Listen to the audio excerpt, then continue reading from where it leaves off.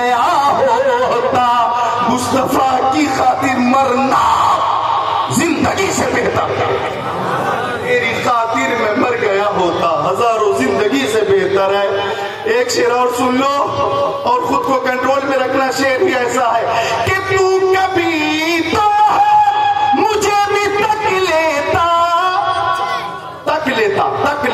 ایک بار دیکھ لیتا، کہ تو کبھی تو مجھے بھی تک لیتا، تیرے تکنے پہ بک گیا ہوتا، تیرے تکنے پہ بک گیا ہوتا، غلام مصطفیٰ بن کر میں بک جاؤں مدینے میں، محمد نام پر سودا سرے بازار ہو جائے، کرم اتنا میرے آقا فقط ایک بار ہو جائے، نگاہ منتظر ہو آپ کا دیدار ہو جائے،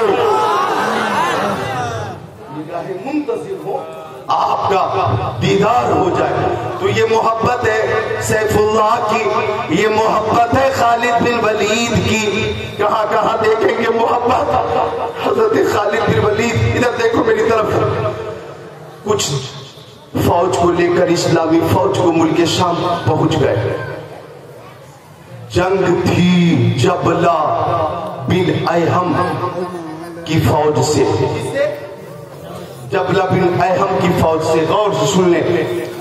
جب آپ وہاں پہنچ گئے اور جب جنگ شروع ہوئی تو ملک روم کا ایک افسر مارا گیا۔ اے نوجوان، محبت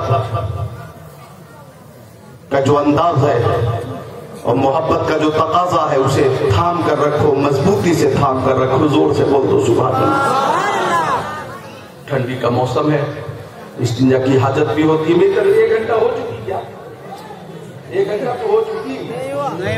ہاں، تقریباً 55 منٹ تقریر ہو چکی ہے۔ میں اب خود کو تیار کر چکا ہوں، اب آپ کو اختیار ہے کہ آپ سنیں یا نہ سنیں۔ اب میں خود کو تیار کر چکا ہوں اور جس انداز سے آپ سنیں گے میں حاضر ہوں۔ ذرا ہاتھوں کو پھر سے اٹھا کر بولو یا رسول اللہ، اور محبت سے بولو یا رسول اللہ، اور زور سے یا رسول اللہ، یا رسول اللہ، یا رسول اللہ۔ ملک شام میں جبلہ بن ایہم کی فوج سے مقابلہ ہوا، روم کا ایک افسر مارا گیا۔ جبلہ بن ایہم نے کہا لشکر اسلام پر سب مل کر ایک ساتھ حملہ کر دو، ایک ساتھ حملہ کر دو۔ اور جب بچوں سارے بچے بولے سبحان اللہ۔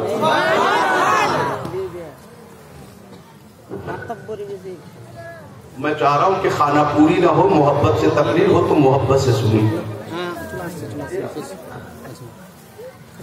جبلہ بن ایہم نے کہا حملہ کر دو سب مل کر ایک ساتھ مسلمانوں پر، اور جب سب نے مل کر حملہ کر دیا تو ایک صحابی تھے ابو رافع عمر طائی، انہوں نے کہا او خالد بن ولید، ایسا لگتا ہے کہ آج ہماری موت ہمارے قریب آ گئی، کہ مسلمانوں کی حالت بہت نازک ہو گئی، فوج بھی کم تھی اور جبلہ بن ایہم کی فوج کی عظیم کثرت تھی۔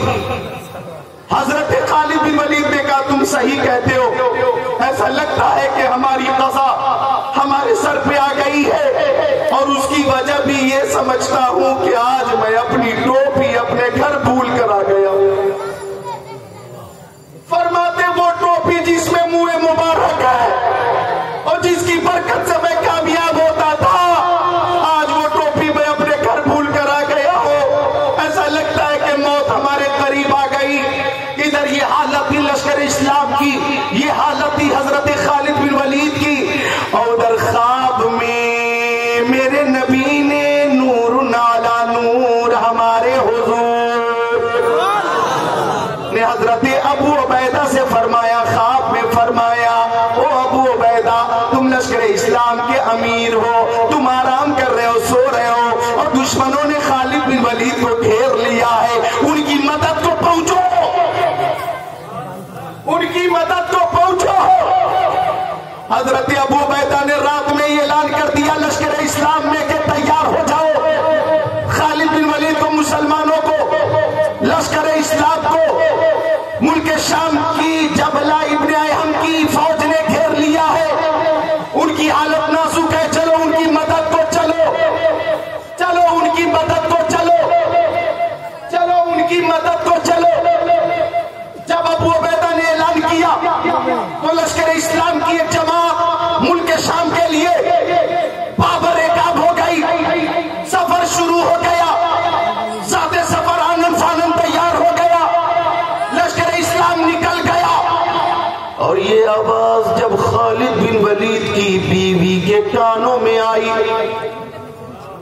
تو حضرت خالد بن ولید کی بیوی کہتی ہے میں سوچنے لگی کہ کسی بھی جنگ میں وہ ناکام نہیں ہوتے، ہر جگہ کامیابی ملتی ہے، اس لیے کہ ان کے ساتھ منہ مبارک ہے۔ آج ابو عبیدہ کا یہ اعلان کرنا کہ وہ دشمنوں کے نرغے میں ہے، آخر ایسا کیوں؟ ان کے پاس تو مصطفیٰ کے منہ مبارک ہے۔ وہ کہتی ہے کہ میری نظر جب پڑی میرے گھر میں تو دیکھا ایک اونچی جگہ پہ خالد بن ولید کی ٹوپی ہے جو گھر میں رہ گئی ہے۔ وہ کہتی ہے یہی وجہ ہے کہ شاید ان پہ مصیبت آ گئی، ان کی اہلیہ ٹوپی لے کر گھوڑے پر سوار ہو کر پردہ باندھ کر ملک شام میں ٹوپی پہنچانے چلی۔ زور سے بول دینا ذرا سبحان اللہ، اور زور سے بول دینا سبحان اللہ۔ یہ چلی جا رہی ہے، چلی جا رہی ہے۔ ابو عبیدہ ابن جراح نے دیکھا کہ لشکر اسلام کے ساتھ ساتھ ایک نوجوان گھوڑے پہ سوار ہو کر بڑی تیزی سے ملک شام کی طرف بڑھ رہا ہے۔ حضرت ابو عبیدہ نے کہا پتہ کرو یہ کون ہے۔ جب قریب جا کر پوچھا گیا او نوجوان سوار تم بتاؤ کون ہو، تو انہوں نے کہا میں خالد بن ولید کی بیوی ہوں، میں ان کی ٹوپی پہنچانے جا رہی ہوں۔ زور سے بولتے سبحان اللہ، میں ٹوپی پہنچانے جا رہی ہوں۔ وہ بھی لشکر میں شامل ہیں، اور جب پہنچ گئے سب جنگ کے اس جنگ میں جہاں جب ابن اہم کی فوج سے مقابلہ تھا تو مسلمانوں کی حالت بہت نازک ہو گئی تھی، لیکن خالد بن ولید نے دیکھا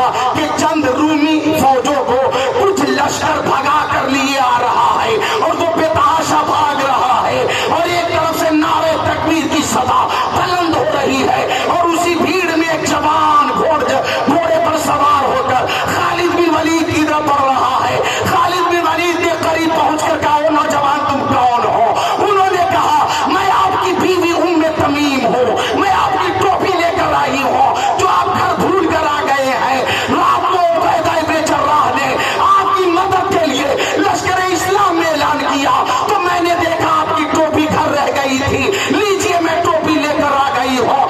راوی کا بیان ہے کہ ٹوپی پہن کر خالد بن ولید نے جب حملہ کیا تو جبلہ ابن فاہم فوج کی جبلہ کے فوج کو بھاگنے کا راستہ نہ ملا، دشمنوں نے ہتھیار ڈالا، مسلمانوں کو کامیابی ملی۔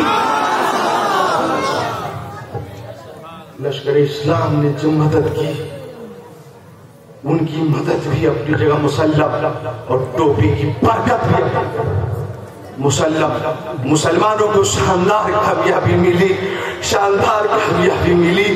تبھی تو شیخ الاسلام والمسلمین حجت اللہ فی الارضین اعلیٰ حضرت فرماتے ہیں سوکھے دھانوں پہ ہمارے بھی کرم ہو جائے، چھائے رحمت کی گھٹا بن کے تمہارے گیسو، ہم سیاکاروں پہ یا رب تپش محشر میں سایہ افغن ہو تیرے پیارے کے پیارے گیسو۔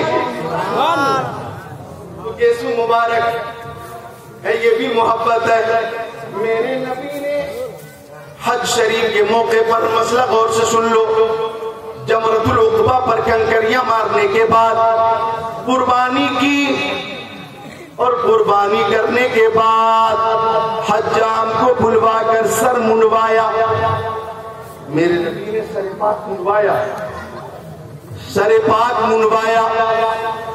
دائنی طرف کے بال شریف منہ مبارک آقا نے حضرت ابو عبیدہ کو دیا، اور بائیں طرف کے منہ مبارک بھی میرے آقا نے ابو عبیدہ کو دیا۔ زور سے بول دو سبحان اللہ۔ اور فرمایا کہ میرے دیوانوں میں تقسیم کر دو، اور فرماتے حضرت انس کہ جب جب مصطفیٰ منہ مبارک کے حوالے سے بال شریف سنوارتے تھے، حجام حجامت کرتا تھا تو صحابہ کرام کا حلقہ ہوتا تھا، حلقہ ہوتا تھا۔ ہر صحابی کی یہ خواہش ہوتی تھی کہ منہ مبارک ہم میں سے کسی نہ کسی کے ہاتھ میں آئے، کسی نہ کسی کے ہاتھ میں آئے، اور جسے منہ مبارک شریف مل جاتا انہیں بے حد خوشی ہوتی۔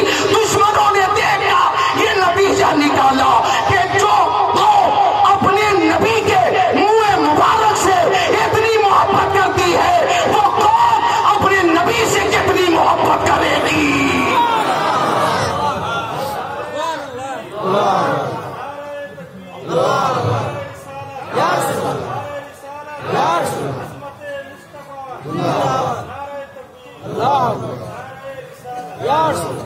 بات ہے منہ مبارک کی، بچوں غور سے سن لو. میرے پیارے نبی، یہ بات بھی ضروری ہے محفلوں میں بتانا. آج کل لوگ انگریزی فیشن کو زیادہ ترجیح دے رہے ہیں.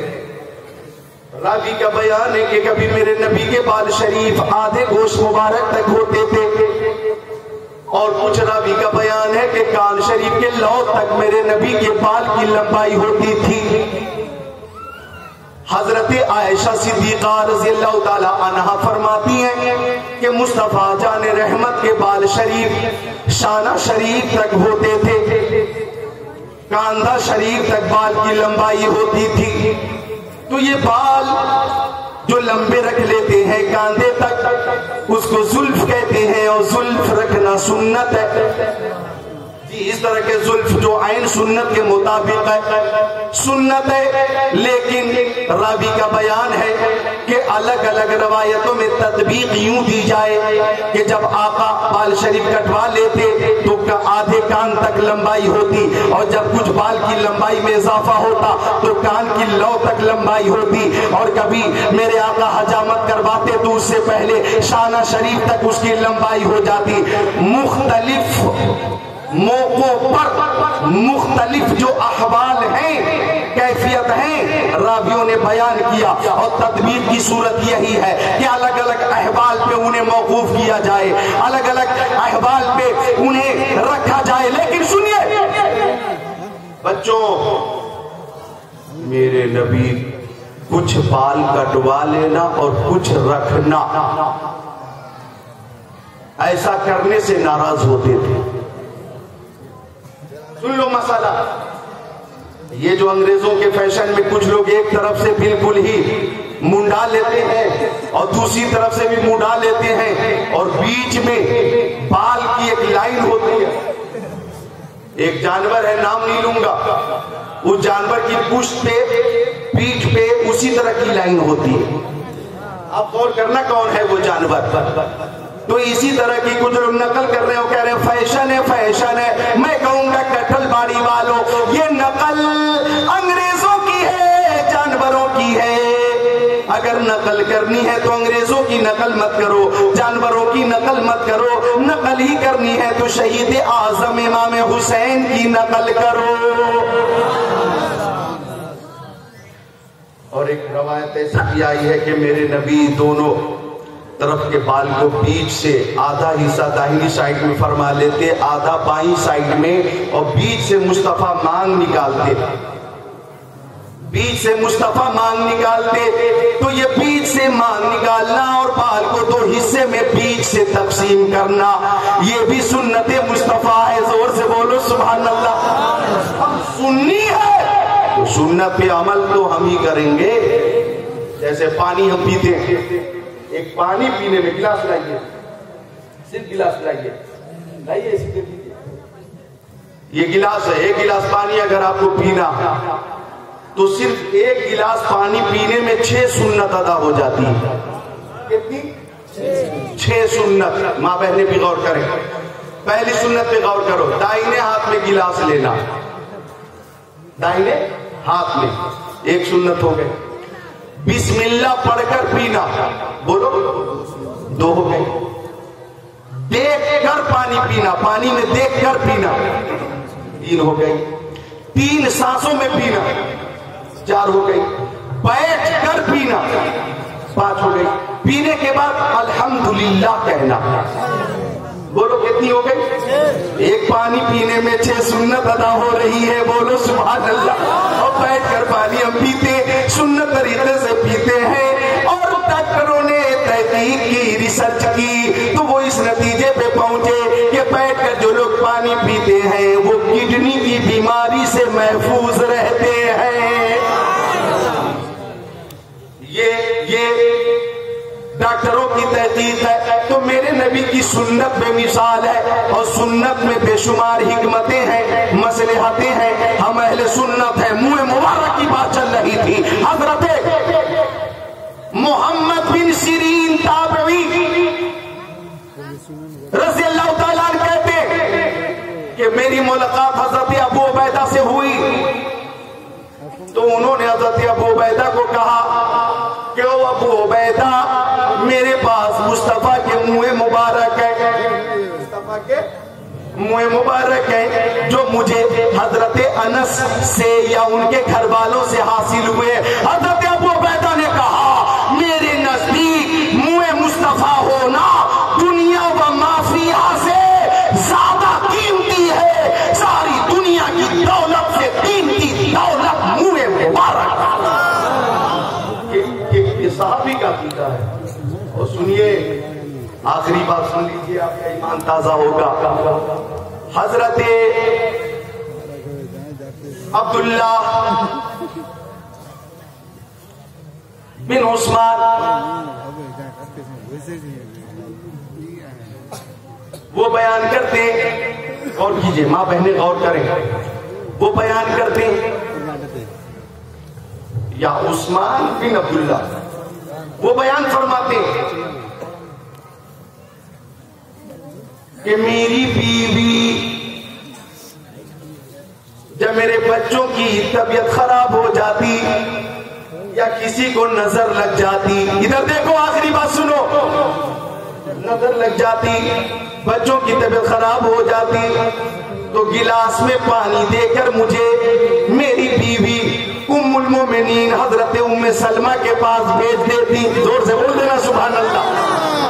حضرت ام سلمہ کے پاس گلاس میں پانی لے کر میری شریک حیات مجھے بھیج دیتی تھی، اور جب میں پانی لے کر میں وہاں پہنچتا تو ام المومنین حضرت ام سلمہ چاندی کی ایک نلی میں منہ مصطفیٰ محفوظ کر کے رکھی تھی، وہ منہ مبارک پانی میں ہلا دیتی، اور جب پانی کو مریض پیتا تو شفا ہو جاتی۔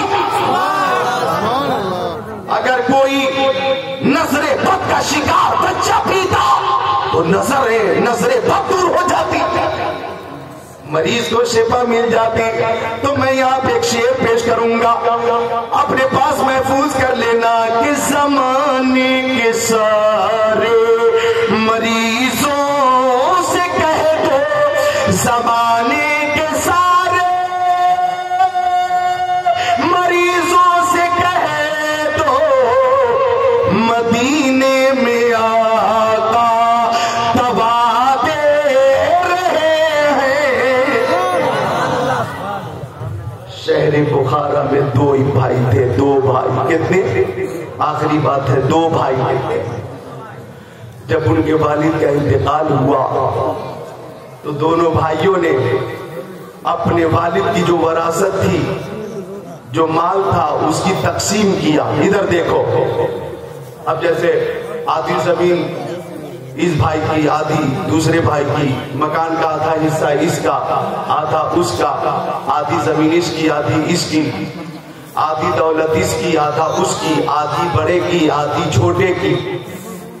اسی بیچ دونوں بھائیوں نے دیکھا کہ اس کے پاس مصطفیٰ کے منہ مبارک ہیں، بال شریف ہے، اور کتنے؟ تین منہ مبارک ہیں۔ تو بڑے نے کہا ایک منہ مبارک تو رکھ لے، ایک میں رکھ لیتا ہوں، اور یہ تیسرا منہ مبارک اسے بیچ سے توڑ کر آدھا تو رکھ لے، آدھا میں رکھ لیتا ہوں۔ چھوٹے بھائی نے کہا نہیں، میری محبت کو یہ گوارا نہیں کہ منہ مبارک کو 20 سے 2 حصہ کیا جائے، یہ میرے نزدیک بے ادبی ہے، یہ میری محبت کے خلاف ہے، میں منہ مبارک کو 2 حصے میں تقسیم نہیں کروں گا۔ تو بڑے بھائی نے کہا اگر اتنی محبت ہے تو ایسا کر، یہ تینوں منہ مبارک تو رکھ لے اور ساری دولت مجھے دے دے۔ چھوٹا بھائی بولا چلو یہ سودا مجھے منظور ہے، ساری دولت تم لے لو، منہ مبارک کی عظیم دولت مجھے دے دو۔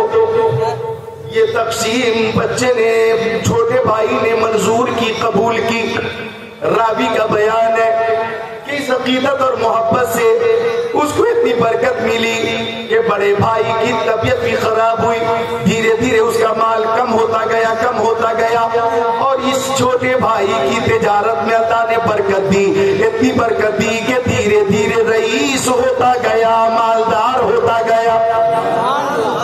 ایک وقت ایسا بھی آیا کہ وہ بڑا بھائی جس نے منہ مبارک کے حوالے سے چھوٹے بھائی کی طرح عقیدت کا مظاہرہ نہ کیا تھا، وہ بالکل روڈ پہ آ گیا، مفلس ہو گیا، مجبور ہو گیا، اور یہ چھوٹا بھائی علاقے کا سیٹھ ہو گیا۔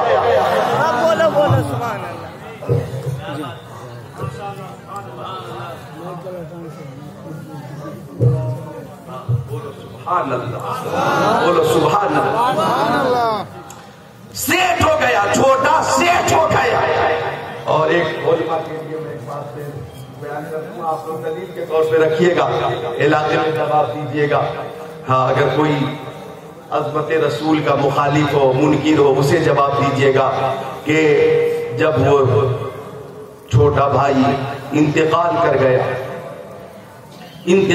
گیا، دنیا سے رخصت ہو گیا، تو خواب میں مصطفیٰ نے ایک بزرگ سے فرمایا کہ جو کوئی اپنی حاجت اللہ سے پوری کرانا چاہے، مراد مانگنا چاہے، تو اس نوجوان کی قبر پہ جا کر اس کے وسیلے سے دعا کرے، دعا قبول ہوگی،